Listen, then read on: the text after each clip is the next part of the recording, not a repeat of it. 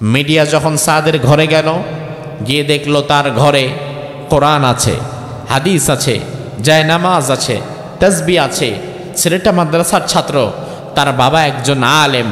Media চিন্তা করলো ডানে বামে দেখা দরকার নাই, কিসের তদন্ত কিসের কি, যেহেতু মাদ্রাসার ছাত্র, বাবা যেহেতু আলেম, ছেলে যেহেতু কোরআন পড়ে, অন্য কোনো দিকে তাকায়ও না, খবর ছড়ায় দাও। এই ছেলে নিজেই তার মানে মারছে। গোটা দেশ সাদের বিরুদ্ধে চলে গেছে। একটা বিষয় দেখেন ভাই, একে তো আমার মাকে মারা হয়েছে, এরপরে যদি আবার আমারই বানানো হয় মায়ের খুনি, এর চাইতে বেশি কষ্ট আর কি আছে? একে তো আমার মা মারা গেছে, আমি তো এই দুঃখেই বাঁচি না, এরপরে যদি আমারই আবার বানানো হয় উল্টা মায়ের খুনি, সর্বনাশ! কি পরিমাণ কষ্ট! মিডিয়া, এই দাজ্জাল মিডিয়াগুলা সাদের গোটা জীবন তছনছ করে দিয়েছে, ক্যারিয়ার শেষ করে দিয়েছে, সব শেষ করে দিয়েছে, তারা বেঁচে থাকার স্বপ্ন পর্যন্ত নষ্ট করে দিয়েছে এই দালাল মিডিয়াগুলা। এজন্য আমি বলেছি এখন সাদের উচিত 5 দিন ধরে যেই মিডিয়া তাকে তার মায়ের খুনি বানিয়ে গোটা বাংলাদেশে মিথ্যা সংবাদ প্রচার করে সাদের ক্যারিয়ার নষ্ট করে দিয়েছে, এখন সাদের উচিত এই দালাল মিডিয়াগুলা প্রত্যেকটা মিডিয়ার নামে আলাদা আলাদা 10 কোটি টাকার মানহানির মামলা করা। ওটা জীবন তো তার তছনছ করে দিয়েছ। মিডিয়া এমন হারামজাদা, দিনকে রাত আর রাতকে দিন বানায়, সাদাকে কালো, কালোকে সাদা বানায়, খোলারে বন্ধ, বন্দরে খোলা বানায়। ভালো মানুষকে মিডিয়া খারাপ বানাতে তার সময় লাগে না। এজন্য মিডিয়া যখন দেখছে সাদ মাদ্রাসার ছাত্র, বাবা আলেম, তদন্ত পরের বিষয়, আগে চালায় দাও। সোর্স কি? চালায় দেন, অন্য কোনো কথা নাই। আমার ভাইরা, মিডিয়া বড় খারাপ। এজন্য মিডিয়া যদি আলেমদের হাতে থাকে, ভালো মানুষদের হাতে থাকে, তাইলে ইসলামের কল্যাণ হয়। আর মিডিয়া যদি প্রথম আলোর মতো খারাপ মানুষদের হাতে থাকে, তাইলে ইসলামকে জবাই করা হয়। মিডিয়ার জন্য ভালো মানুষের কাছে থাকা দরকার। মিডিয়াকে আপনি ছুরির মতো মনে করবেন, ছুরিটা যদি ডাক্তারের কাছে থাকে, ডাক্তার ছুরি দিয়ে অপারেশন করে কেটে ছেটে মৃত্যুসজ্জায় শায়িত রোগীকে সুস্থ করতে পারেন। আবার ছুরিটা যদি খারাপ মানুষের হাতে থাকে, তাইলে ওই বেটা হয়তো রাত 12টা-1টার পরে কোচোয়া রাস্তার মাথায় দাঁড়ায়া ডাকাতিও করতে পারে। ছুরি কিন্তু একটাই, কাজ হইতেছে 2 জায়গায় 2টা। বগুড়াতে সাদ নামে এক যুবক তার মাকে হত্যা করেছে। এমন খবর কি আপনারা শুনেছেন? শুনেছেন সবাই? সাদ নামে 23 বছরের এক যুবক তার মাকে হত্যা করে ডিপ ফ্রিজের মধ্যে রেখে দিয়েছে। গোটা বাংলাদেশের সকল media, print media, electronics media টানা 5 দিন এই সংবাদ প্রচার করেছে। 5 দিন গোটা জেনারেশন সাদকে ভুল বুঝেছে, গোটা একটা প্রজন্ম সাদকে ঘৃণা করেছে, থুথু দিয়েছে, ভুল বুঝেছে। হঠাৎ করে 2 দিন আগে মিডিয়া এবার সুর পাল্টে বলল সাদ আসলে তার মাকে মারে নাই। মিডিয়া বলার কারণ হচ্ছে হঠাৎ 2 দিন আগে পুলিশ তদন্ত করতে গিয়ে এরপরে বের করলো যে সাদ মূলত তার মাকে মারে নাই, তার মাকে মূলত মেরেছে তাদের বাসার কিছু ভাড়াটিয়া। এই খবর মিডিয়া আমাদেরকে দেখাইলো 2 দিন আগে, আর বাকি 5 দিন আমাদেরকে মিডিয়া দেখালো যে সাদ নিজেই তার মাকে হত্যা করেছে। একটু দেখেন, লক্ষ্য করেন, সাদ, এই ছেলেটার বয়স 23 বছর। কথা বলেন, কয় বছর? সাদ ছেলেটা মাদ্রাসার ছাত্র, এটা অনেকে হয়তো জানেন না। কিসের ছাত্র? মাদ্রাসার ছাত্র। সাদের বাবার নাম হচ্ছে আজিজুর রহমান, তিনি একজন আলেম। মাওলানা আজিজুর রহমান, তিনি একজন আলেম। যখন এই ঘটনা ঘটল, সাদ যখন বলল প্রথম যে আমার ঘরে হয়তো ডাকাত ঢুকেছে, আমি মাদ্রাসা থেকে এসে দেখি আমার মাকে কারা যেন মেরে ডিপ ফ্রিজের ভিতরে ঢুকিয়ে রেখেছে, ঘর ভারী ভাঙচুর করা। কোরআনের 111 নম্বর সূরা, মনে রাখেন কততম সূরা? এই সূরাটা নাজিল হওয়ার পেছনে একটা প্রেক্ষাপট আছে। আল্লাহ রাব্বুল আলামিন রাসূলুল্লাহকে ইসলাম দেওয়ার পরে, কোরআন নাজিলের পরে বিশ্বনবী মুহাম্মদুর রাসূলুল্লাহ দ্বীনের দাওয়াত শুরুতেই সবার সামনে প্রকাশ্যে দেয় নাই। আল্লাহর হাবিবের জীবনের শুরুটা ছিল অনেক কঠিন। দ্বীনের দাওয়াত রাসূল প্রথম শুরু করেছিলেন গোপনে গোপনে, অতি সংগোপনে, আড়ালে আড়ালে, রাতের আধারে, ঘরে ঘরে গিয়ে আস্তে আস্তে, কানে কানে। এমনকি তখন যদি রাসূল 2 রাকাত নফল নামাজও পড়তেন, তাহাজ্জুদও পড়তেন, রাত্রিবেলা দরজা বন্ধ করে গোপনে গোপনে, আড়ালে আড়ালে পড়তেন, কাউরে দেখাতেন না। এভাবে ইসলামের দাওয়াত চলছিল প্রথম 3 বছর। 3 বছর পরে এবার আল্লাহ তাআলা কোরআনের মধ্যে আয়াত নাযিল করে দিলেন, ওয়া আনজির আশীরাতাকাল আকরামিন। ও নবী, এখন আপনি আপনার প্রতিবেশী নিকটাত্মীয়দেরকেও দ্বীনের দাওয়াত দেন, আপনার প্রতিবেশী কুরাইশদেরকে দ্বীনের দাওয়াত দেন, আব্দে মানাফকে দ্বীনের দাওয়াত দেন, বনু হাশেমকে দ্বীনের দাওয়াত দেন, মক্কার মানুষগুলোকে দ্বীনের দাওয়াত দেন। আমার ভাইয়েরা একটু জবাব দেন, এখন যদি রাসূল তার প্রতিবেশীদেরকে দ্বীনের দাওয়াত দিতে চায়, তাহলে দাওয়াত কি গোপনে গোপনে দিলে হবে না প্রকাশ্যে আসবে? কিন্তু প্রথম 3 বছর ছিল কি? মাশাআল্লাহ, কি? গোপনে। এবার আল্লাহ বললেন নিকটাত্মীয়দেরকে দেন। এবার রাসূল চিন্তা করলেন, তাইলে এবার আমারে প্রকাশ্যে বের হতে হবে। কিন্তু আমার ভাইয়েরা দেখেন, আপনার মেধার রাসূলের মেধা এক না, আপনার বুদ্ধি আর রাসূলের বুদ্ধি এক না। আপনার মতো সস্তা চিন্তার মানুষ তো রাসূল নয়। অনেকেই বলে ইসলামে মিডিয়া হারাম, ক্যামেরা হারাম, মোবাইল হারাম, রেডিও হারাম, স্যাটেলাইট হারাম, অমুক হারাম, তমুক হারাম। এইভাবে হারাম হারাম বলতে বলতে এখন বিষয়টা এমন হয়ে গেছে, গোটা দুনিয়াতে মুসলমানদের হাতে আর কোনো মিডিয়া নাই, আর কোনো ক্যামেরা নাই, আর কোনো স্যাটেলাইট নাই, আর কোনো টিভি চ্যানেল নাই। সমস্ত মিডিয়া চলে গেছে এখন ইহুদি খ্রিস্টানদের হাতে, যার ফলে ইহুদিরা আমাদেরকে মারছে, দিন শেষে আবার ইহুদিরা বিশ্ববাসীর সামনে ভালো সাজছে। আমরা মাইরও খাইছি।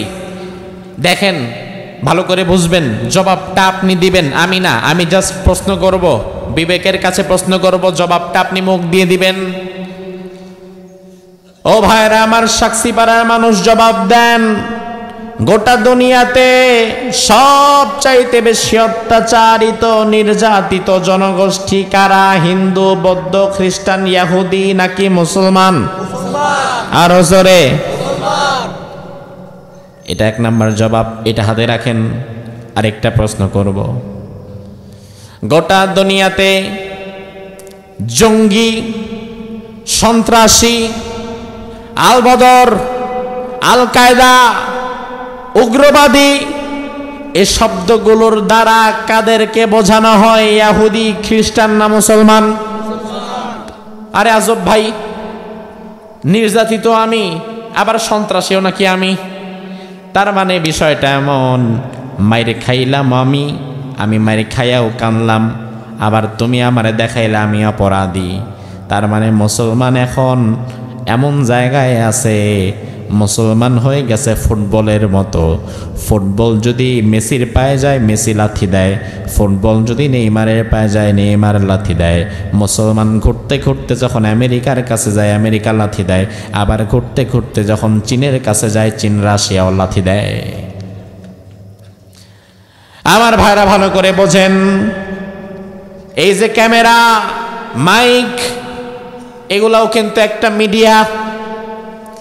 আজকে হয়তো সাক্ষীপাড়ার মানুষে কয়েকশো মানুষ আমাদের কথা শুনছে, কিন্তু এই মিডিয়ার মাধ্যমে আগামীকাল গোটা দুনিয়ার লক্ষ লক্ষ বাংলা ভাষাভাষী মানুষদের কাছে এই ভিডিও প্রচার হয়ে যাবে। আপনাদের এই মাহফিলটা কয়েকশো মানুষের মধ্যে সীমাবদ্ধ থাকবে না, লক্ষ লক্ষ মানুষের মধ্যে কিন্তু কথাগুলো ছড়িয়ে যাবে। এটা হচ্ছে একটা মিডিয়া। আবার এই যে মাইকে কথা বলতেছি, এই মাইক আরেকটা মিডিয়া। মিডিয়া অর্থ কি? মিডিয়া মানে হচ্ছে অল্প সময়ে একটা কথাকে অধিক মানুষের কাছে প্রচার করে দেওয়ার যেই প্রচার মাধ্যম, এটাকেই বলে মিডিয়া। সময় কম, অল্প সময়ে অধিক মানুষের কাছে একটা কথাকে ছড়িয়ে দেওয়ার নামই কিন্তু মিডিয়া। আমার সামনে যদি 20 জন মানুষ থাকেন, আমি কথা বললে আপনারা শুনবেন, কিন্তু মাইক ছাড়া কথা বললে কোনারা মিয়া শুনবে না। কিন্তু মাইকটা থাকার কারণে 1 মাইল দূর থেকে যেখানে মাইক দেওয়া আছে, ওই 1 মাইল 2 মাইল দূরের মানুষও কিন্তু কথা শুনছে। এটাও একটা শব্দযন্ত্র, এটা মিডিয়া। আল্লাহ রাব্বুল আলামিন যখন বললেন, নবী আপনি দাওয়াত দেন, নিকটাত্মীয়দের দাওয়াত দেন, বিশ্বনবী চিন্তা করলেন আমার কাছে কোনো মিডিয়া নাই, ক্যামেরা নাই, মাইক্রোফোন নাই, এমন কোনো যন্ত্র নাই যে যন্ত্র দিয়ে মুহূর্তের মধ্যে সবার মাঝে আমি দাওয়াত দিতে পারবো। এবার আমি যদি একা একা দাওয়াত দেই, একজন একজন করে এক এক দিন দাওয়াত দেই, একদিন আবু লাহাবের বাড়ি, একদিন আবু জেহেলের বাড়ি, একদিন উতবার বাড়ি, একদিন সাইবার বাড়ি, আমি যদি একদিন করে দাওয়াত দেই, তাইলে 365 দিন পার হয়ে যাবে। 365 দিনে মাত্র আমি 365 জনকে দাওয়াত দিতে পারবো। কিন্তু মক্কায় তো মানুষ রয়েছে হাজার হাজার, হাজার হাজার মানুষরে আমি চাই একসাথে একত্রে দাওয়াত দিতে। এজন্য আল্লাহর হাবিব 1500 বছর আগে তৎকালীন সর্বাধুনিক মিডিয়া যেটা ছিল সেটা ব্যবহার করেছেন। মুসলমান, মিডিয়া হারাম না, বরং আমি মনে করি তথ্য প্রযুক্তি যখন 1500 বছর আগে যতটা ছিল, রাসূল সর্বোত্তমটাই ব্যবহার করেছেন। রাসূল যদি আজকে 2024-এও থাকতেন, দুনিয়ার বড় বড় প্রযুক্তি যেটা সেটা আমার রাসূল ব্যবহার করতেন। ইসলাম আমাদেরকে প্রযুক্তিকে ছেড়ে দেওয়া শেখায় নাই, বরং 1500 বছর আগে আপনার নবী মিডিয়া ব্যবহার করেছেন। সেটা মাইকের মিডিয়া বা ক্যামেরার মিডিয়া না, 1500 বছর আগের মিডিয়া যেটা ছিল সেটা ব্যবহার করেছেন। কি ব্যবহার করেছেন এবার আমি আপনাকে বোঝাই, শোনেন। রাসূলের সিরাত থেকে বলছি। আল্লাহর হাবিব পরের দিন সকালে চিন্তা করলেন, আমার আল্লাহ আমারে বলেছেন নিকটাত্মীয়দেরকে দাওয়াত দিতে, তার মানে গোটা মক্কার সবাইকেই আমাকে এখন দাওয়াত দিতে হবে। এবার মক্কায় তো মানুষ আছে হাজার হাজার, হাজার হাজার মানুষকে দাওয়াত দিতে হবে। আল্লাহর হাবিব চিন্তা করলেন, একা একা দাওয়াত, একে একে একজনকে এক একদিন দাওয়াত দিলে অনেক সময় লেগে যাবে। আমি এমন এক কাজ করব যার দ্বারা যেন মুহূর্তের মধ্যে হাজারো মানুষের কাছে দাওয়াত দেওয়া যায়। এই চিন্তা থেকে আল্লাহর হাবিব প্রথমে একটা লাল কাপড় নিলেন, লাল নিশানা, লাল কাপড়। জোরে কন, কি কাপড়? যখন ট্রেন চলে 120-150 স্পিডে একটা ট্রেন যাচ্ছে, আপনি যদি চিন্তা করেন ট্রেনটারে আমি থামায় দিব, ট্রেনের সামনে গিয়া যদি আপনি হাত পা জোর করে বৈশাও পড়েন, শুয়াও পড়েন, ট্রেন কিন্তু আপনার হাত পা ছড়ে বসে থাকার দ্বারা ট্রেন থামবে না। কিন্তু আপনি যদি নিরাপদ দূরত্বে দাঁড়িয়ে একটা লাল নিশানা ওড়াতে পারেন, তাইলে এই ট্রেনটা কিন্তু যদি দূরত্ব পায়, সুযোগ পায়, তাইলে আপনার লাল কাপড়টা ওড়ানো দেখে থামলে থামতেও পারে। জানেন তো এটা? যদি লাল কাপড় ওড়ান তাইলে ট্রেনটা থেমেও যেতে পারে। তার কারণ ট্রেন কর্তৃপক্ষকে বলা আছে লাল নিশানা হচ্ছে বিপদের চিহ্ন, কেউ যদি লাল কাপড় ওড়ায় বুঝতে পারবা সামনে ভয়াবহ বিপদ। আমার ভাইয়ের, আল্লাহর হাবিব একটা লাল কাপড় হাতে নিলেন, সাফা পাহাড়ে উঠে গেলেন। সাফা পাহাড়ের চূড়ায় দাঁড়িয়ে লাল কাপড়টা নিয়ে রাসূল এবার ইয়া সাবাহ, ইয়া সাবাহ, ইয়া সাবাহ এই তিনটা ডাক দিলেন। হাতে আছে লাল কাপড়। রাসূল উঠে গেছেন সাফা পাহাড়ের উপরে। ইয়া সাবাহ বলে রাসূল এবার ডাকছেন। তৎকালীন যুগে কেউ যদি সাফা পাহাড়ে দাঁড়িয়ে ইয়া সাবাহ বলে ডাকতো, তাহলে বাকি মক্কা নগরের সব মানুষেরা বুঝে নিত যে আমাদের সামনে বড় কোনো বিপদ আসছে। সবাই দৌড়ে চলে যেত সাফা পাহাড়ের কিনারে, কে ডাকছে, কি জন্য ডাকছে দেখে আসি। আল্লাহর হাবিব যখন লাল কাপড় ওড়ালেন, ইয়া সাবাহ বলে ডাকলেন, রাসূলুল্লাহর এই ডাক শুনে ওই সময়ে আরবের হাজার হাজার লোক কাল বিলম্ব না করে সবাই সাফা পাহাড়ের নিচে জড়ো হয়ে গেলেন এক মুহূর্তের মধ্যেই। আমার ভাইরা দেখেন, রাসূলুল্লাহর ওই সময় মাইক ছিল না, ক্যামেরা ছিল না, ওই সময় মিডিয়া ছিল লাল কাপড় পাহাড়ের উপরে ওঠানো, ওই সময় মিডিয়া ছিল লাল কাপড় নিয়ে সাফা পাহাড়ে তুলে ইয়া সাবাহ বলে ডাকা, যে ডাকের দ্বারা হাজার মানুষ জড়ো হয়ে যাবে, যাদের সবাইকে একত্রে কথা বলা যাবে, মেসেজ পৌঁছে দেওয়া যাবে। এখন রাসূলের জামানায় মিডিয়া যেটা ছিল, রাসূল কিন্তু সেটা হাতছাড়া করেন নাই, বরং সেই মিডিয়াটা রাসূল নিজে আগে ব্যবহার করেছেন। তার মানে আমার নবী তিনি দাওয়াতি কাজের জন্য সর্বপ্রথম ১৫০০ বছর আগে তিনি মিডিয়া ব্যবহার করেছিলেন, হাজার মানুষকে একত্রে জমা করে ফেলেছেন।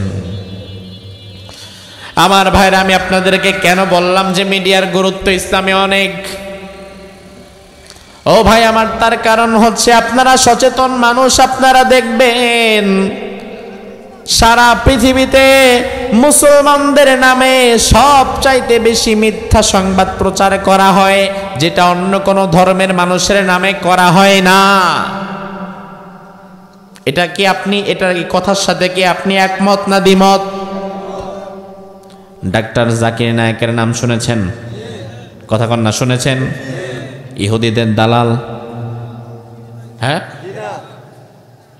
আমাদের দেশের অনেক মৌলবী ফতোয়া দেয় ডক্টর জাকির নায়েক ইহুদিদের দালাল,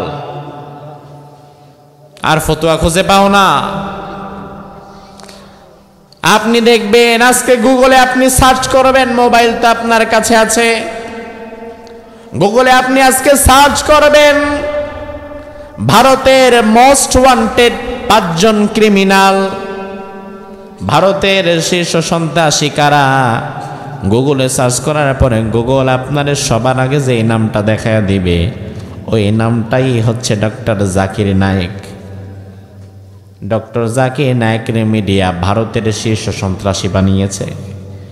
অথচ আপনি জানা থাকলে বলেন, ডক্টর জাকির নায়েক জীবনে কয়টা বোমা মারছে? জানে না। কয়টা?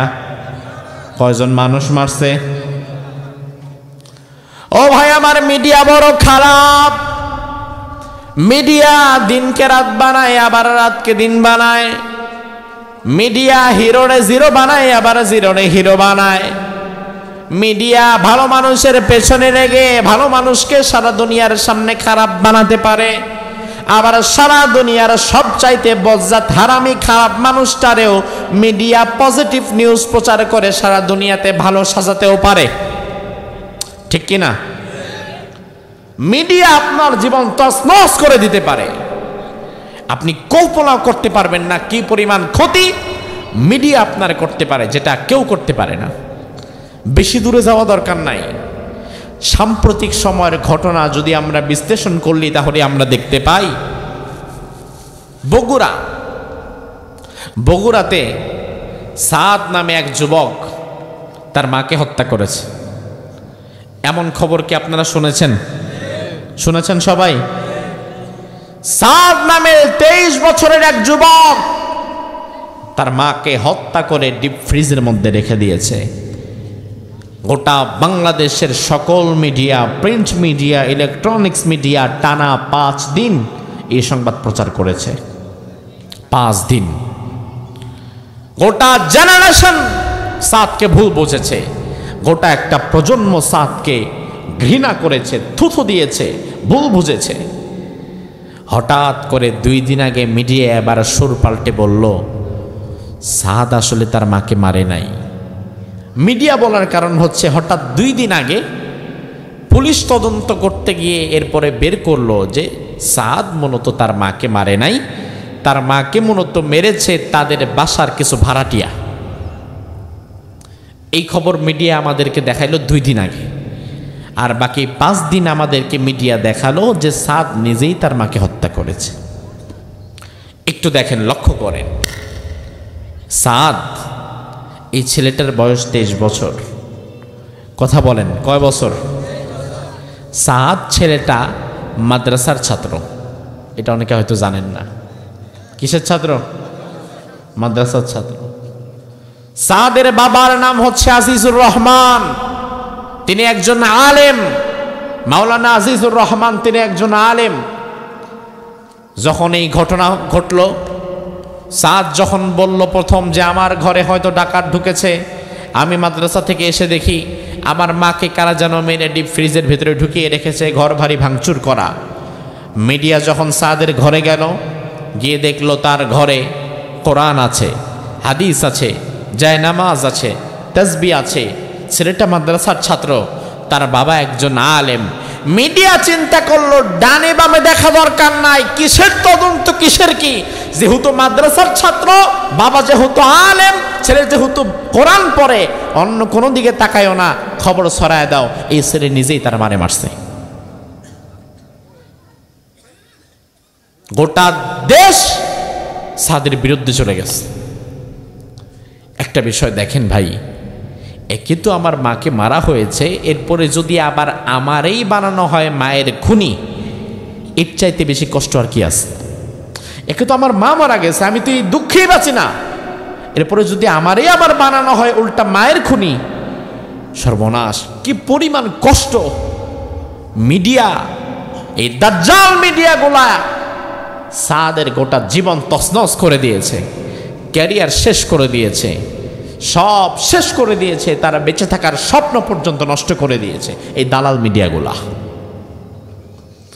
এজন্য আমি বলেছি এখন সাদের উচিত 5 দিন ধরে যেই মিডিয়া তাকে তার মায়ের খুনি বানিয়ে গোটা বাংলাদেশে মিথ্যা সংবাদ প্রচার করে সাদের ক্যারিয়ার নষ্ট করে দিয়েছে, এখন সাদের উচিত এই দালাল মিডিয়াগুলা প্রত্যেকটা মিডিয়ার নামে আলাদা আলাদা 10 কোটি টাকার মানহানির মামলা করা। ওটা জীবন তো তার তছনছ করে দিয়েছ। মিডিয়া এমন হারামজাদা, দিনকে রাত আর রাতকে দিন বানায়, সাদাকে কালো, কালোকে সাদা বানায়, খোলারে বন্ধ, বন্দরে খোলা বানায়।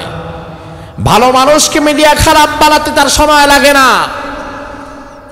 এজন্য মিডিয়া যখন দেখছে সাদ মাদ্রাসার ছাত্র, বাবা আলেম, তদন্ত পরের বিষয়, আগে চালায় দাও। সোর্স কি? চালায় দেন,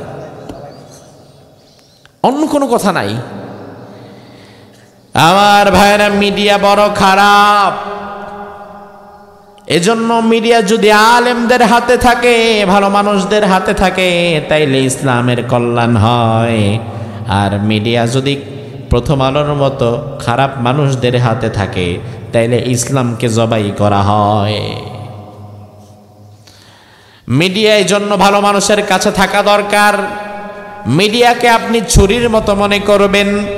ছুরিটা যদি ডাক্তারের কাছে থাকে, ডাক্তার ছুরি দিয়ে অপারেশন করে কেটে ছেটে মৃত্যুসজ্জায় শায়িত রোগীকে সুস্থ করতে পারেন। আবার ছুরিটা যদি খারাপ মানুষের হাতে থাকে, তাইলে ওই বেটা হয়তো রাত 12টা-1টার পরে কোচোয়া রাস্তার মাথায় দাঁড়ায়া ডাকাতিও করতে পারে। ছুরি কিন্তু একটাই, কাজ হইতেছে 2 জায়গায় 2টা। মিডিয়া এত খারাপ। মিডিয়া বিগত দিনে আমরা দেখেছি, বাংলাদেশে যারা কোরআনের কথা বলে, যারা ইসলামের কথা বলে, তাদের মধ্যে শীর্ষস্থানীয় ব্যক্তি যিনি, যার কোরআনের কথা শুনে হাজার হাজার মুসলিম ইসলাম গ্রহণ করেছে, যার কোরআনের বাণী শুনে আজকে মাঠে ময়দানে আমরা কথা বলা শিখেছি, আমরা দেখেছি বিগত 13-14 বছর মিডিয়া সেই বিখ্যাত কোরআনের পাখি আল্লামা সাইদি রহিমাহুল্লাহকেও দাজ্জাল মিডিয়া ধর্ষণকারী আর হত্যাকারী সাজিয়েছিল। এটা কিন্তু মিডিয়ার খেলা। অথচ মিডিয়া এই 12-13টা বছর আল্লামা সাঈদী নামের আগে আল্লামা তো দূরের কথা, বলা হতো জামাত নেতা অথবা বলা হতো রাজাকার সাঈদী। এই যে নামের আগে রাজাকার লাগিয়ে কত কঠিন কঠিন ভাষায় গালি দেওয়া হতো। কিন্তু আমার ভাইয়েরা, আল্লাহর রহমত হচ্ছে মিডিয়ার অপপ্রচারে কিন্তু আমরা কান দেই নাই। দিছেন নাকি? মিডিয়া যদি 100 বছর প্রচার করে তিনি রাজাকার, তিনি যুদ্ধাপরাধী, তিনি ধর্ষণকারী, তিনি হত্যাকারী, বিশ্বাস করবেন নাকি? বরং আমরা ভালো করেই জানি তিনি আসলে রাজাকার না, তিনি আসলে আল বদর না, তিনি আসলে হত্যাকারী ধর্ষণকারী না, বরং তারে যারা হত্যাকারী ধর্ষণকারী বলে গাড়ি দেয় তারাই মূলত ক্ষমতায় যাওয়ার পরে ধর্ষণে সেঞ্চুরি করে।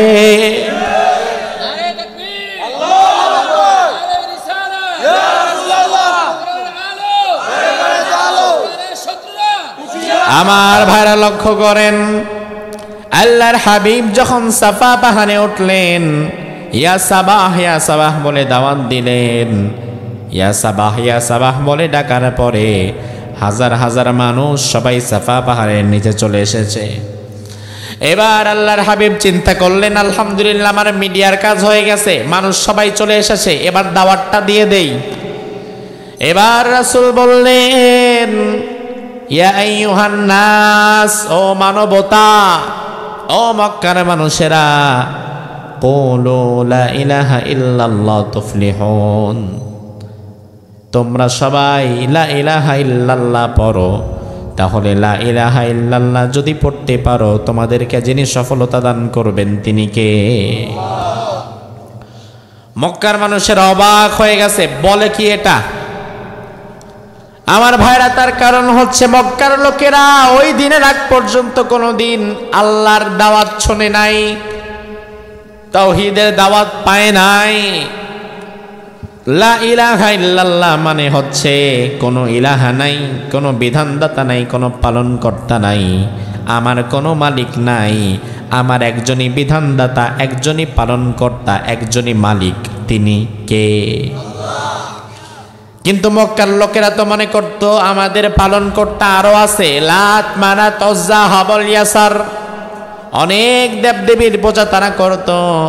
রাসূল যেদিন প্রথম তাদেরকে বললেন আল্লাহ ছাড়া কোনো কিছু সত্য ইলাহ হতে পারে না, তোমরা সবাই এক আল্লাহর কাছে ফিরে আসো, এই কথাটা ছিল তাদের জন্য নতুন কথা। মানুষ যখন হঠাৎ করে নতুন কোনো কথা শোনে তখন সে আশ্চর্যজম্বিত হয়ে যায়, থমকে যায়, বাবারে বাবা কি বলে এটা। যেমন আমার ভাইয়ের, আমি যদি আপনাদেরকে বলি সাক্ষীপাড়ার মানুষ, আপনাদেরকে যদি আমি বলি ভাইয়েরা নীল আর্মস্ট্রং এবং আরো কয়েকজন সাথী সঙ্গী, তারা কিন্তু একবার নবযানে চড়ে, তারা একবার রকেটে চড়ে চাঁদে গিয়েছিল, মানুষ চাঁদে গিয়েছে, এই কথাটা কি সঠিক না ব্যাঠিক? জানেন না? শুনছেন তো মানুষ চাঁদে যে গেছে, মানুষ চাঁদে গেছে। এমনকি গত 2-1 বছর আগে আমরা তো দেখলাম চাঁদে নাকি অনেকে জমিও কিনে। মনে আছে? আপনাদের এলাকায় কিনছেনি কেউ? আশা আছে বলে দেখছেন। হাজীগঞ্জের জমিতে ভাল লাগে না, ওনার চাঁদে যাইতে মন চায়, তো পাঠাই দেন তারা উপরে। আমার ভাইরা, এই যে দেখেন মানুষ চাঁদে গেছে, এই তথ্যটা আজকে যারা শুনতেছেন তারা অবাক হয়ে যাচ্ছেন না? ওরে বাবা রে বাবা কি বলে এটা? তার কারণ মানুষ চাঁদে গেছে এটা আমরা আরো 20-30 বছর আগেই শুনছি, এখন এটা নতুন কিছুই মনে হয় না। এখন যদি কালকের পত্রিকা বের হয় আমেরিকা থেকে 2 জন আবার চাঁদে গেছে, তো কি হয়েছে?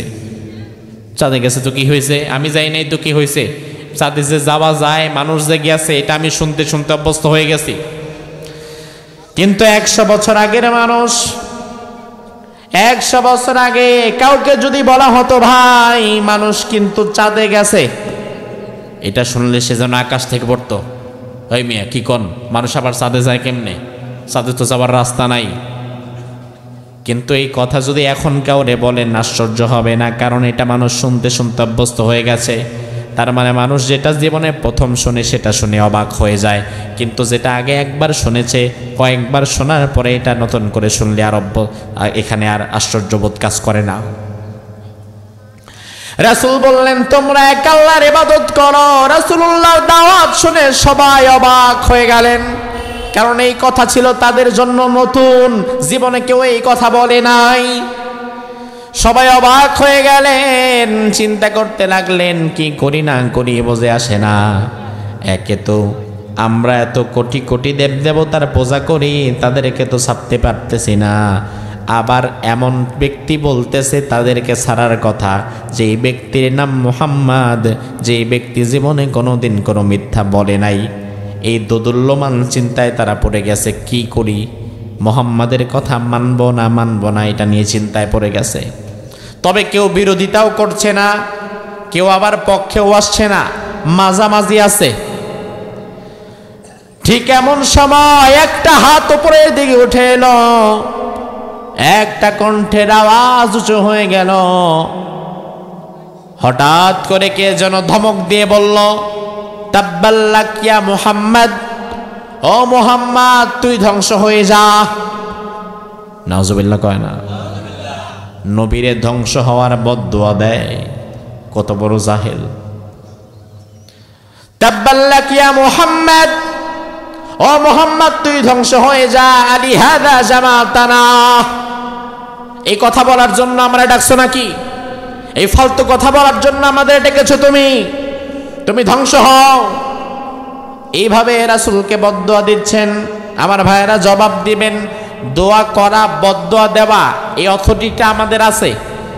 আমরা চাইলে কাউরে দোয়া করতে পারি, আবার চাইলে কারোর জন্য বদদুয়া করতে পারি, এই অথরিটিটুকু আমাদের আছে।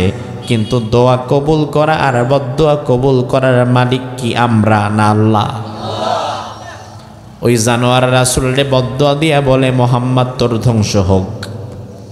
আল্লাহর হাবিব চিন্তা করতে লাগলেন, এত বড় কথা বলে আমারে কে গালিটা দিল দেখি।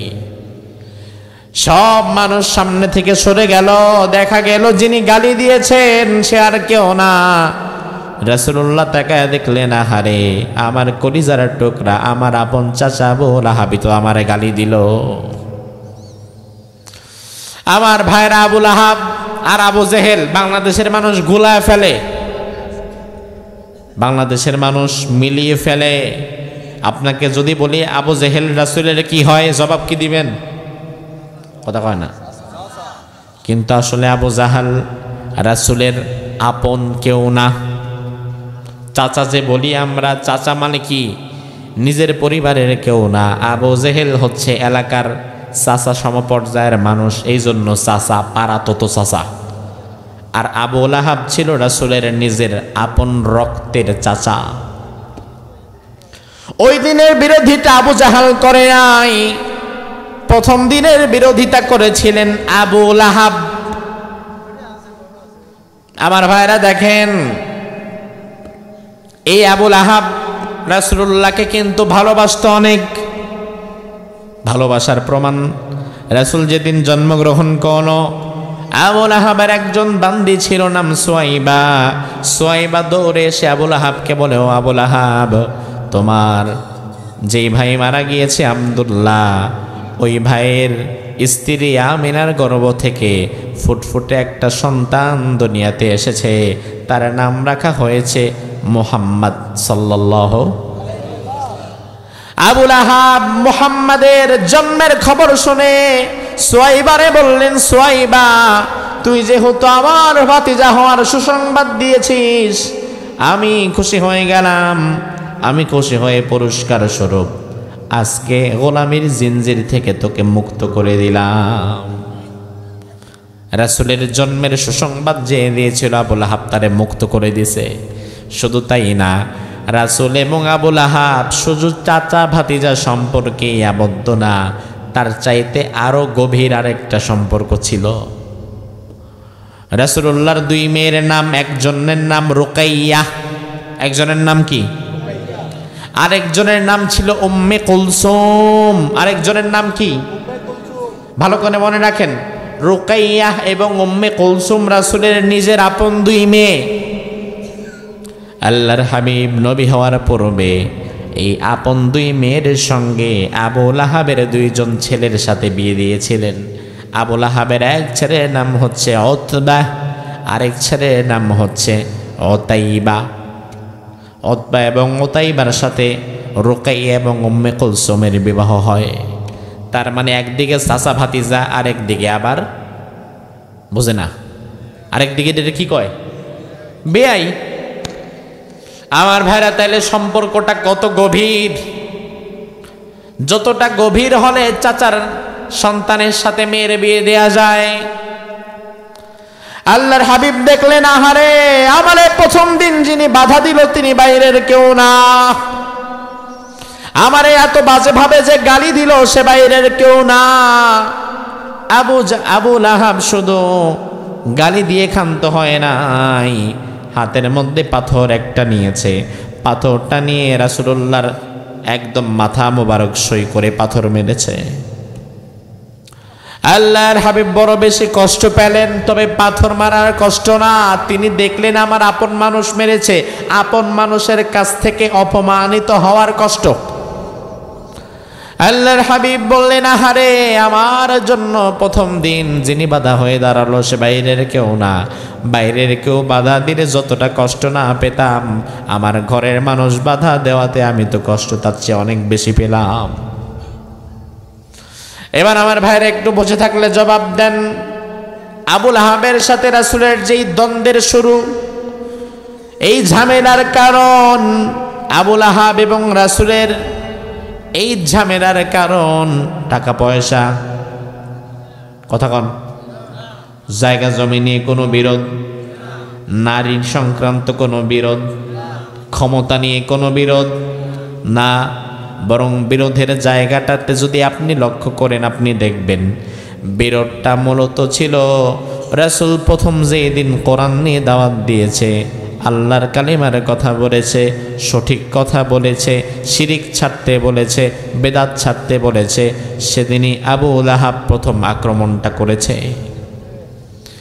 তাইলে বিরোধের জায়গাটা মূলত ছিল কোরআন। তার কারণ রাসূল তো এর পূর্বে কোনোদিন কোরআন নিয়ে সমাজে কথা বলে নাই। রাসূল কিন্তু এর পূর্বে সমাজে ভালো ভালো কথা বলেছে, চুরি করো না, ডাকাতি করো না, হত্যা করো না, ধর্ষণ করো না, মদ খেও না, এই ভালো ভালো কথা কিন্তু রাসূল আগেও বলেছে, কিন্তু এজন্য কেউ রাসূলকে খারাপ কোনো কথা বলে গালি দেয় নাই, আবু লাহাবও বিরোধিতা করে নাই। কিন্তু যেই দিন রাসূল সবার প্রথম কোরআন নিয়ে ময়দানে নামলেন, ওই দিন আবু লাহাব সবার প্রথম আক্রমণটা করলেন। তার মানে বিরোধের জায়গাটা জায়গা জমি নারী কেন্দ্রিক না, বিরোধের জায়গাটাই মূলত ছিল কোরআন। জোরে কোন বিরোধের জায়গা কি ছিল? আমার ভাইয়ের, আল্লাহর যেই বান্দা 50 বছর কোরআনের তাফসীর করেছেন, যার হাতে হাত রেখে অসংখ্য হিন্দু মুসলমান হয়ে গিয়েছে, যিনি তাফসীর যখন করতেন আমাদের মনে হতো যেন আল্লাহর কোরআন নাজিল হচ্ছে, জিনার কথা শোনার জন্য মানুষ পঙ্গপালের ন্যায় ছুটে যেত, দিন নাই রাত নেই, খেয়ে না খেয়ে তার কথা শোনার জন্য বসে থাকতো। হঠাৎ করে কি এমন হলো যে তারে রাজাকার বানানো লাগলো? হঠাৎ করে কি এমন হলো যে তারে কারাবন্দী করা লাগলো? হঠাৎ করে কি এমন হলো যে তারে হত্যাকারী ধর্ষণকারী বানানো লাগলো? ও ভাই আমার, তার কারণ হচ্ছে ভারতের আমেরিকার সিআইএ, ইসরায়েলের মোসাদ, এই গোয়েন্দা সংস্থাগুলো পৃথিবীর সব মুসলিম দেশের উপরে নজরদারি করে তারা দেখে যেই দেশে ইসলাম প্রতিষ্ঠা হওয়ার সম্ভাবনা বেশি, এই দেশে তাদের কার্যক্রম তারা বাড়িয়ে দেয়। এই গোয়েন্দা সংস্থাগুলো যখন বাংলাদেশে গবেষণা করতে এসেছে, তারা হয়তো দেখেছে হঠাৎ করে এমন একজন মানুষের আবির্ভাব হয়েছে যে আল্লাহর বান্দা কোরআন থেকে তাফসীর করে, ইসলাম প্রতিষ্ঠার কথা বলে, অন্য নেতা খেতা বাদ দিয়ে রাসূলকে অনুসরণ করার কথা বলে, যার মাহফিলে লক্ষ লক্ষ যুবক উপস্থিত হয়ে যায়, যার কথা শুনে যুবকেরা ইসলামী আন্দোলনের জন্য অনুপ্রাণিত হয়ে যায়, যার কথা শুনে যুবকেরা আগামীর বাংলাদেশে ইসলাম প্রতিষ্ঠা করার স্বপ্ন দেখে, এই গোয়েন্দা সংস্থাগুলো তখন চিন্তা করে দেখলো অতি দ্রুত ওই আল্লাহর বান্দাকে থামানো উচিত, অতি দ্রুত তাকে বন্ধ করা উচিত। কারণ তারে যদি বন্ধ করা না যায়, আর যদি 10-15-20 বছর বাংলাদেশে তিনি যদি কোরআনের কথা বলতে পারতেন সবার সামনে, তাইলে আমার মনে হয় বাংলাদেশে কোরআন প্রতিষ্ঠা হয়ে যেত। এজন্য তারা চিন্তা করেছে তারে আটকানো দরকার, ইসলামের অগ্রযাত্রাকে বাধাগ্রস্ত করার জন্য তারে আটকানো দরকার। তাকে যারা জেলে বন্দি করেছে তার সাথে তাদের কোনো মতবিরোধ নাই, জায়গা জমি নিয়ে, নারী নিয়ে, কিংবা গাড়ি বাড়ি নিয়ে, টাকা পয়সা নিয়ে। মতবিরোধের জায়গাটাই ছিল আল্লাহর কোরআন। তিনি কোরআনের হক কথা বলতেন, আবু লাহাবের গোষ্ঠীরা এটা সহ্য করতে পারে নাই। আমার ভাইয়ের আল্লাহর হাবিবকে আবু লাহাব প্রথম বদদুয়া দিলেন, তাব্বাল্লাক ইয়া মুহাম্মদ, ও মুহাম্মদ তুই ধ্বংস হয়ে যা। রাসূলুল্লাহ কোনো কথা বললেন না, কোনো জবাব দিলেন না। আমার আল্লাহ রাব্বুল আলামিন তিনি আর চুপ করে বসে থাকলেন না, সরাসরি তিনি কোরআনের মধ্যে আয়াত নাযিল করে দিলেন, তাব্বাত ইয়াদা আবি লাহাবিন ওয়া তাব। আবু লাহাব বলছে মুহাম্মদ তুই ধ্বংস হ, আর আল্লাহ বলে আবু লাহাব আমার নবী ধ্বংস হবে না, বরং তাব্বাত ইয়াদা আবি লাহাব ওয়া তাব। আমি আল্লাহ বললাম আবু লাহাব তোর দুই হাত, তোর ক্ষমতা, তোর প্রভাব প্রতিপত্তি, তোর পরিবার সব ধ্বংস হয়ে যা। আবু লাহাবকে বদদুয়া দিলেন কে? বসে থাকেন, জবাব দেন, আবু লাহাবকে বদদুয়া দিলেন কে? আমার ভাইরা শুরুতে যেটা বলছিলাম, কোরআনে ফেরাউনের নাম আছে, নমরুদের নাম আছে, ফেরাউনের নাম আছে, আরো বড় বড় কারণের নাম আছে, খারাপ মানুষদের নাম আছে, কিন্তু কারো নামে কোনো আলাদা সূরা নাই। আলাদা সূরা আছে শুধুমাত্র আবু লাহাবের নামে। আমি মাঝে মাঝে চিন্তা করতাম কি ব্যাপার, আল্লাহ তাআলা কোরআনুল কারীমে আবু জাহালের নাম নিলেন না, উতবা, শাইবা, ওয়ালিদ ইবনে মুগীরা তাদের নাম নিলেন না, তাদের নামে কোনো আয়াত দিলেন না, তাদের নামে কোনো সূরা দিলেন না, কিন্তু আবু লাহাবের নামে একটা সূরা দিয়ে আল্লাহ বললেন তাব্বাত ইয়াদা আবি লাহাব ওয়া তাব। আবু লাহাব ধ্বংস হয়ে যাক, ওর সমুদয় ক্ষমতা, প্রভাব, প্রতিপত্তি, টাকা পয়সা সব ধ্বংস হয়ে যাক। আবু লাহাবকে এত শক্তভাবে তার নাম ধরে চলমান বদদুয়া দেওয়ার কারণ কি? অবশেষে আমি চিন্তা করে পেলাম এর অন্যতম কারণ হচ্ছে আবু লাহাবকে আল্লাহ তাআলা ক্ষমা করতে চান নাই। তার কারণ আবু লাহাব নিজে ক্ষমা প্রার্থী ছিলেন না। আর যে ব্যক্তি অন্যায় করার পরে লজ্জিত হয় না, ক্ষমা প্রার্থী হয় না, অনুতপ্ত হয় না, আল্লাহ তাআলা তার উপরে আরো 1000 গুণ বেশি রাগান্বিত হন। কথা কি বোঝেন?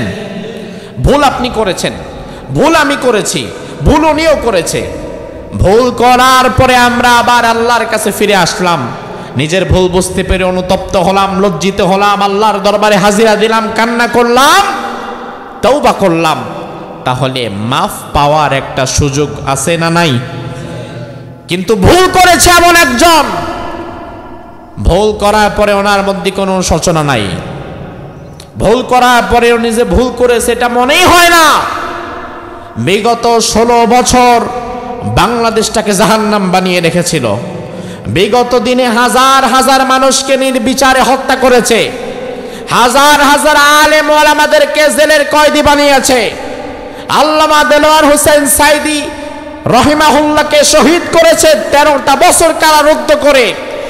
শাহবাগ সেই শাপলা চত্বরে 5ই মে 2013 সালে শত শত কওমি মাদ্রাসার আলেমদেরকে রাতের আধারে দুনিয়া থেকে বিদায় করে দিয়েছে। এই জুলাই আগস্টের বিপ্লবে শত শত হাজারো ছাত্রদেরকে মেরে ডাস্টবিনে ফেলে দিয়েছে।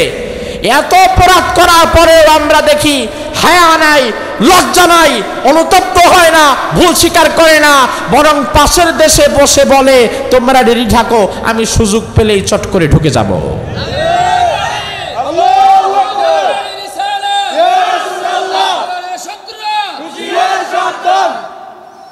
কি আজব বিষয় না? লজ্জা নাই, শরম নাই। আমার মনে হয় কোরআন যদি আজকে নাজিল হতো তাইলে এই লেডি হিটলারের নামও কোরআনে থাকতো, এটা আমার মনে হয়। তৎকালীন যুগে আবুল আহাব যা করেছে, বিগত 16 বছর তোমার নেত্রী আবুল আহাবের চাইতে কম কিছু করে নাই। আবুল আহাব তৎকালীন যুগে ছিল বলেই তার নাম আসছে। আজকে যদি কোরআন নাজিল হইতো তাহলে তোমার নেত্রীর নামও কোরআনে চলে আসতো, ঠিক কি না? আমরা অনেক জায়গায় আমাদের মুরব্বীদেরকে বলতে দেখি আমরা ক্ষমা করে দিলাম, এই করলাম সেই করলাম। আলহামদুলিল্লাহ, ক্ষমা ইসলামের মহৎ গুণ, আমরা ক্ষমা করতে প্রস্তুত। আমরা ক্ষমা করার জন্য বুক ভরা ভালোবাসার ক্ষমা নিয়ে বসে আছি, কিন্তু কথা হচ্ছে ক্ষমা তো তোমার চাইতে হবে। আরে ভাই, ক্ষমা তো আমরা করব, কিন্তু যাকে করব ক্ষমা তো তার চাইতে হবে। সে ক্ষমা চাইলেই না ক্ষমা করব, কিন্তু সে যদি ক্ষমা না চেয়ে বরং আরো তেরামি করে এবং যদি চিন্তা করে সুযোগ পাইলে যেগুলারে এবার বাঁচায় রাখছিলাম পরবর্তীগুলারে এগুলারও পিডামো, এই খারাপ চিন্তা সে যদি মনের মধ্যে রাখে, তাইলে তার তেরামি ঠিক করার জন্যে, তার 20 ধাত ভেঙে দেওয়ার জন্যই তো আল্লাহ ইসলামে জিহাদ ফরজ করেছে। ক্ষমা চাইলে ক্ষমা পাবা। আর যদি ক্ষমা না চাও, বিগত দিনের কর্মকাণ্ডের জন্য যদি অনুতপ্ত না হও, লজ্জিত না হও, বাংলাদেশে প্রবেশ করবা, আগামীতে ক্ষমতায় যাবা, এই দুঃস্বপ্ন দেখবা না। বাংলার মাটিকে হয়তো আল্লাহ তাআলা তোমার জন্য হারাম করে দিয়েছে, এটা আমার দিল সাক্ষী। আল্লামা দেলোয়ার হোসেন সাঈদী শহীদ হয়ে গিয়েছে, কিন্তু আল্লামা সাঈদীর কবরটা কোন দেশে? কথা বলেন।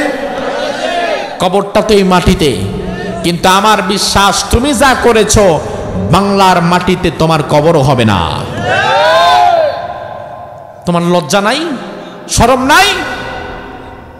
শরম লজ্জার মাথা খেয়ে আবার চিন্তা করতেছে, আবার আসবে, আবারও বিশৃঙ্খলা করবে। আবুল আহাবের কথা আল্লাহ কোরআনে এজন্যই তুলে দিয়েছে। আবুল আহাবকে সরাসরি আল্লাহ নিজে বদদোয়া এজন্যই দিয়েছে। আবুল আহাব ক্ষমা প্রার্থী ছিল না, সে যা করেছে সে মনে করছে আমি এটা ঠিক করছি। আমার ভাইরা, আল্লাহ রাব্বুল আলামিন আবুল আহাবরে বললেন, আবুল আহাব তুই ধ্বংস হয়ে যাবি। আল্লাহ যদি কাউরে বলে তুই ধ্বংস হয়ে যাবি, ওই লোকটার কি বাঁচার মতো আর কোনো একটা রাস্তাও খোলা আছে নাকি?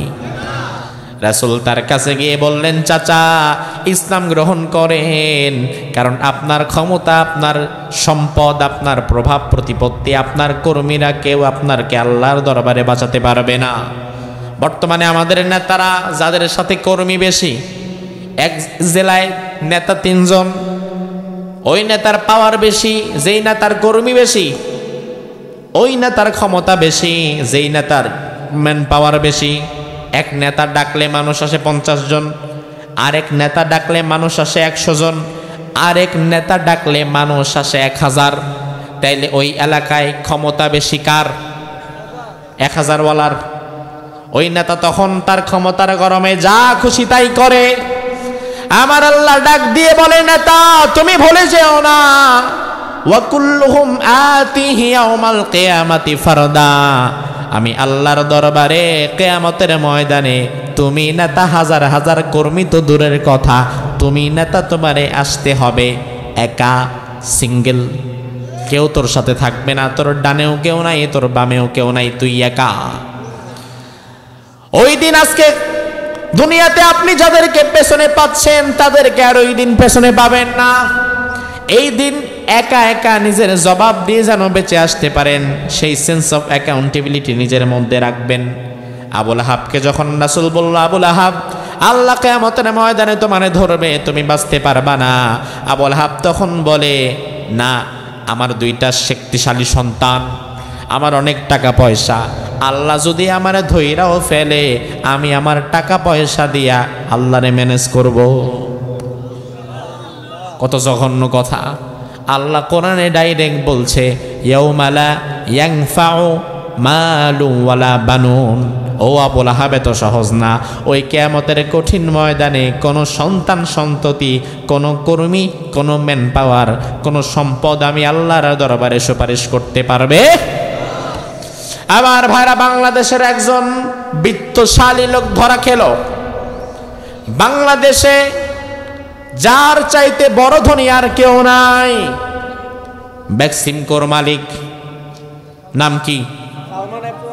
সালমান এফ রহমান, বাংলাদেশের 1 নাম্বার ধনী ব্যক্তি। হাজার হাজার কোটি টাকার মালিক, কত কোটি টাকার মালিক তার হিসাবও নাই। এই লোকটা যখন ধরা পড়লো, এমন ভাবে ধরা পড়েছে, দাড়ি মস্কাইটা, চুলে কলম লাগায়া, লুঙ্গি আর গেঞ্জি পইরা, নৌকার মধ্যে বৈশা পদ্মা নদীর মাঝি সাজতে চাচা। পদ্মা নদীর মাঝি এবার আনিসুল হকরে যখন ধরেছে, পুলিশ টেরও পায় নাই এটা যে সালমান এফ রহমান। শয়তান কইলেও বিশ্বাস করবো না, কি সালমান এফ রহমান, এবারে যুবক, তো 22 বছর বয়সে, বিয়াও হয় নাই। সালমান এফ রহমানের বয়স তো 70।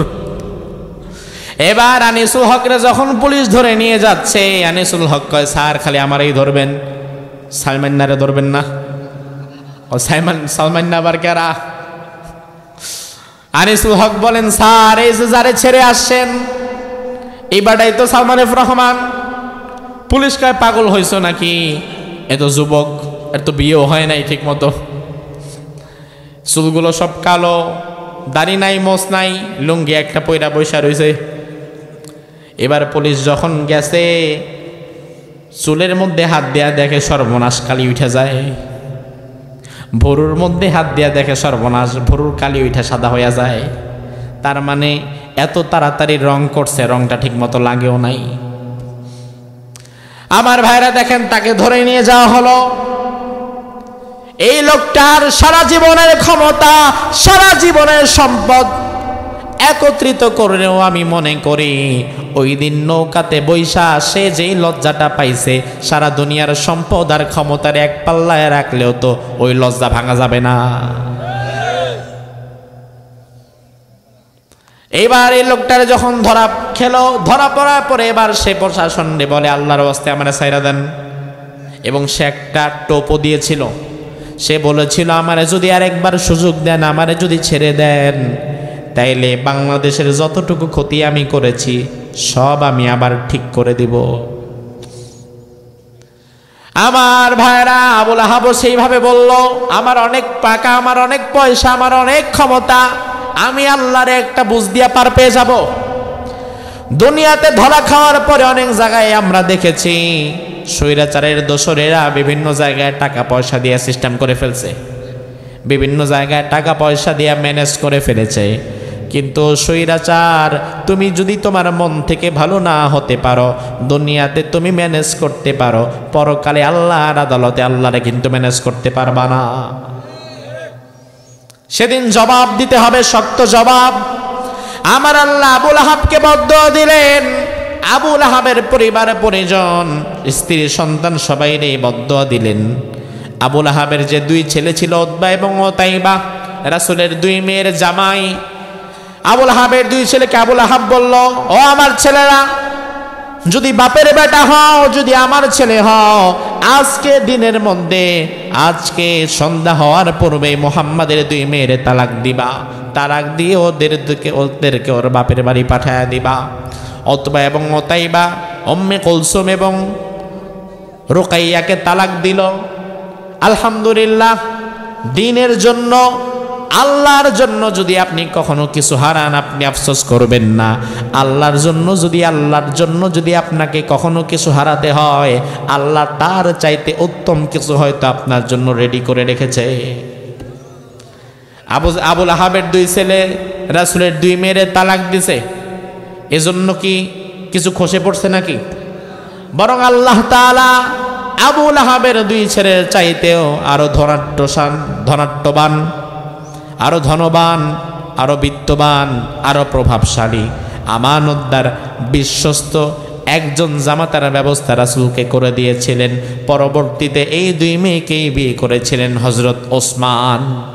একজন যখন মারা গেছে রাসূল আরেকজনকে বিয়ে দিয়েছিলেন, এজন্য ওসমানকে বলা হয় ওসমান জিন্নুরাইন, দুই নূরের মালিক।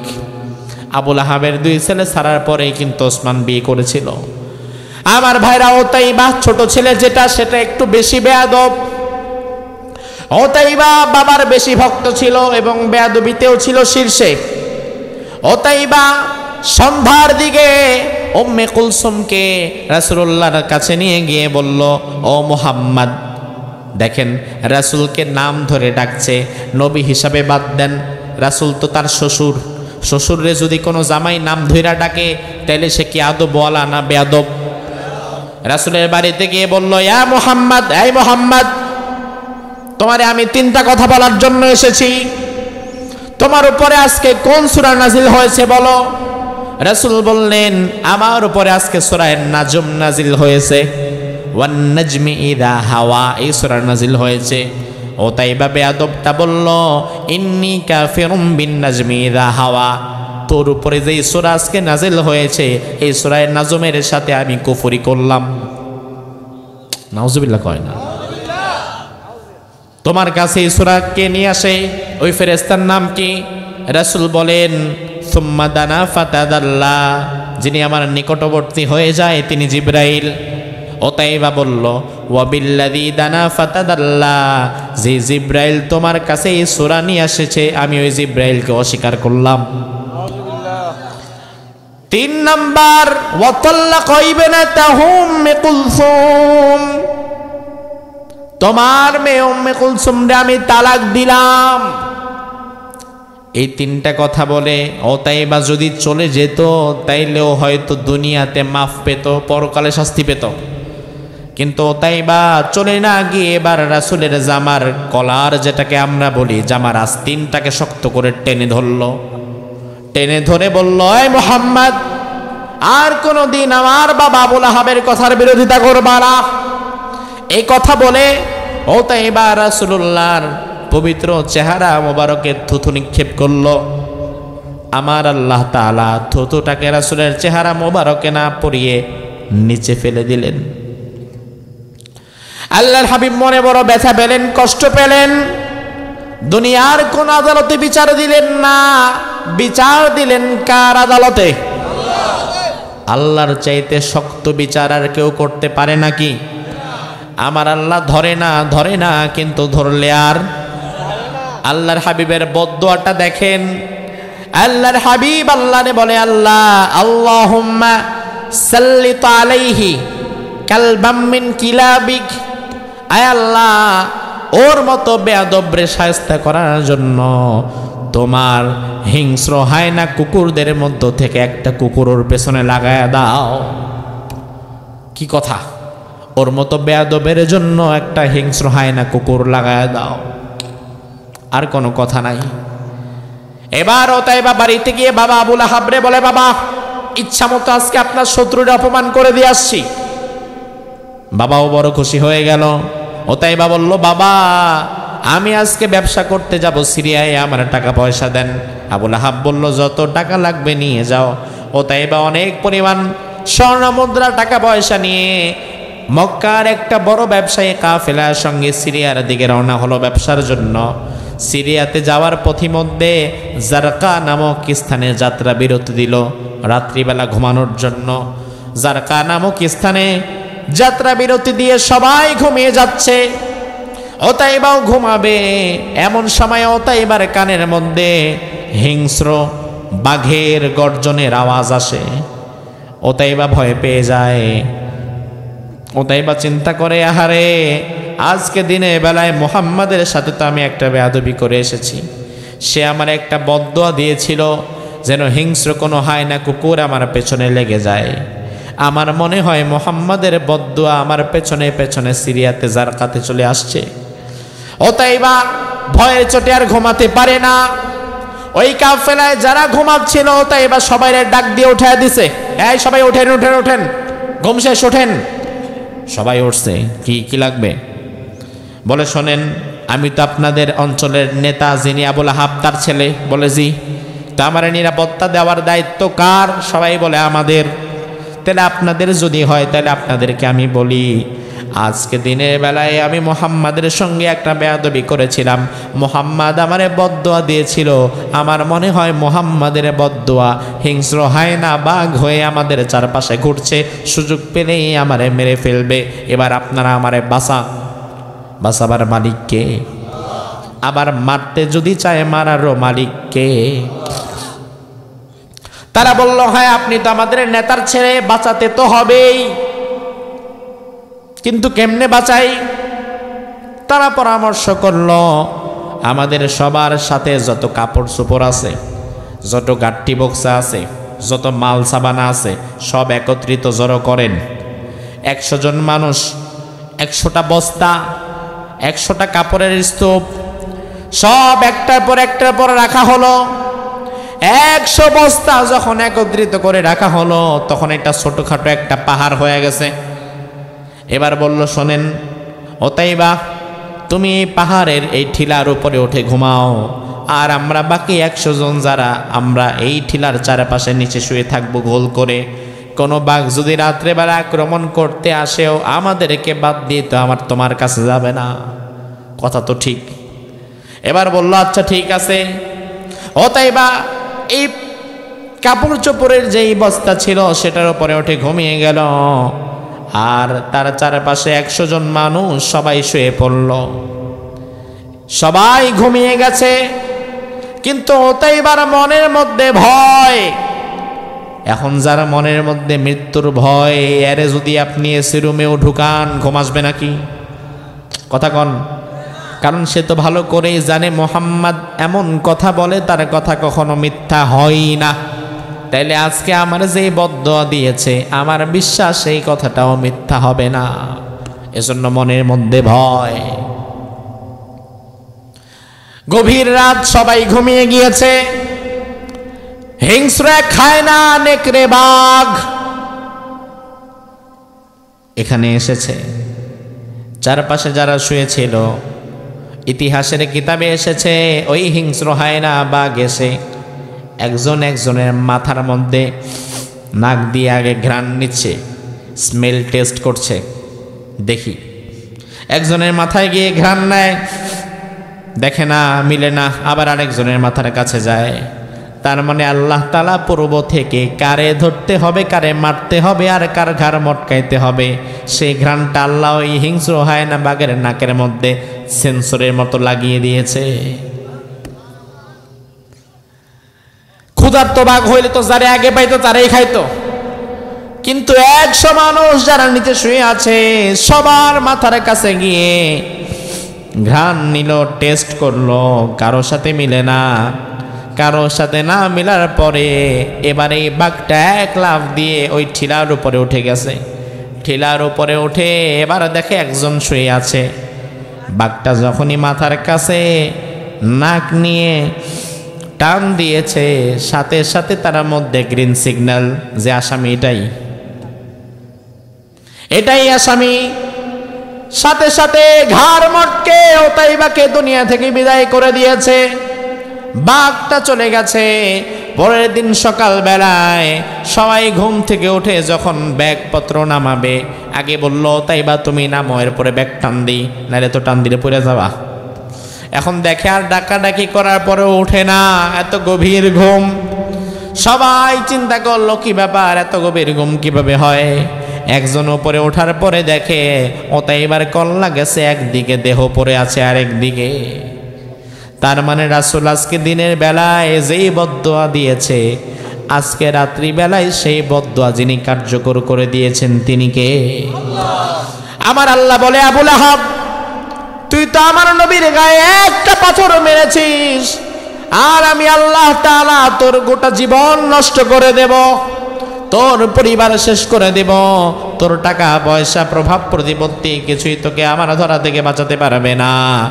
আবু লাহাব সেই দিন রাসূলুল্লাহকে পাথর কিন্তু মেরেছিলেন মাত্র একটা। জোরে কোন কয়টা? প্রতিশোধটা আল্লাহ কিভাবে নিছে দেখেন। বদরের যুদ্ধের পরে আবু লাহাবের গায়ের মধ্যে স্মল পক্স, বাংলায় এটারে বলে গুটি বসন্ত, একটা রোগ আছে গুটি বসন্ত। এই রোগের দেখা দেয়। গুটি বসন্ত রোগ হয়ে আবু লাহাবের পুরা শরীরটা পচে যায়, পচা দুর্গন্ধ, গায়ের মধ্যে পোকা হয়ে গিয়েছে। পরিবারের লোকেরা দুর্গন্ধে কাছে যেতে পারে না। এবার পরিবারের লোকেরা চিন্তা করলো এই দুর্গন্ধ মরা পচাটারে আমাদের কাছে রাখা যাবে না, অথচ তখন আবু জেহেল বেঁচেই আছে। এবার তার স্ত্রী উম্মে জামিল এবং ছেলেরা চিন্তা করলো তারে আমাদের কাছে রাখা যাবে না, দুর্গন্ধ সহ্য করা যায় না। স্ত্রী পরিবার পরিজন মিলে পাটি দিয়ে চাটাই দিয়ে খেজুর পাতার চাটাই দিয়ে তারে মোড়ায়া দূরে মরুভূমির কিনারে নিয়ে রেখে আসছে। আবু লাহাব তপ্ত মরুভূমির গরমের মধ্যে হাঁটতে পারে না, বসতে পারে না, শুয়ে থাকা ছাড়া কোনো উপায় নাই। আহারে, যে পরিবারের জন্য এত কিছু করেছে ওই পরিবার আজকে কঠিন সময়ে তার পাশে কেউ নাই। মক্কার নেতারে আল্লাহ তাআলা মৃত্যুর আগে মরুভূমির মধ্যে ফেলে রাখছে, গোটা শরীরটা পচে গেছে। এভাবে সেখানে পরের দিন মারা গেল আবু লাহাব। এবার মারা যাওয়ার পরে তো গন্ধ আরো বাড়ছে, গন্ধের চোটে থাকা যায় না। 2-3 দিন লাশটা সেখানে ছিল, গন্ধে দুর্গন্ধে শরীরের গোস্ত পরে, গোস্তগুলো খসে পড়ে, সারা শরীর থেকে দুর্গন্ধ বেরোচ্ছে। পাশ দিয়ে যাচ্ছিল এক কাফেলা, ব্যবসায়ী কাফেলা যাওয়ার সময় দেখলো কার যেন লাশ পড়ে আছে, মাছি বসতেছে, কাক বসতেছে, দুর্গন্ধ প্রচন্ড। ওই ব্যবসায়ী কাফেলা চিন্তা করলো এটা তো আমাদের চলাচলের রাস্তা, কার লাশ চেহারা তো চেনাও যাচ্ছে না, গোস্তগুলা খসে গেছে। এক কাজ করি, এই লাশটাকে ধাক্কা দিয়ে দূর থেকে লাঠি দিয়া ধাক্কা দিয়ে খোঁচা দিয়ে গর্তের মধ্যে ফেলে দেই।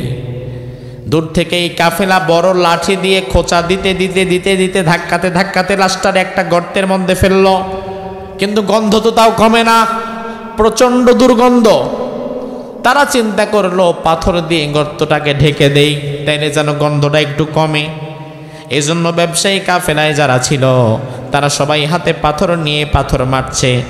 হাজার হাজার পাথর মারার পরে গর্তটা বন্ধ হয়েছে। ও ভাইরা, আমার কথা বলার কারণ হচ্ছে যে ব্যক্তি রাসূলুল্লাহকে একদিন একটা মাত্র পাথর মেরেছিল, আল্লাহ তাআলা ইন্তেকালের পরে তার ওপরে শত শত হাজার হাজার পাথর মারছে। এটা দুনিয়াতে। আল্লাহ তাআলা দুনিয়াতে আল্লাহ যারে এমন আযাব দিবে, আখিরাতে না জানি তার হিসাব কেমন হবে। এজন্য দুনিয়াতে আপনি যদি ইসলামের বিরুদ্ধে এক পা আগান, এক কলম লিখেন, একটা পয়সা খরচ করেন, ইসলামের বিরুদ্ধে যদি একটা পদক্ষেপ নেন, আমার আল্লাহ তাআলা কিন্তু বসে নাই।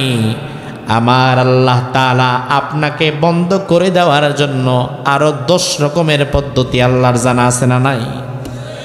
বেশি বাড়াবেরো না, বেশি কথা বলো না, বেশি গর্বে বুক ভরো না, বেশি জুলুম করো না।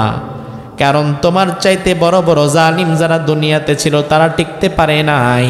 তুমি যদি আজকে তাদের পথে হাঁটো তাইলে তুমিও টিকতে পারবা না।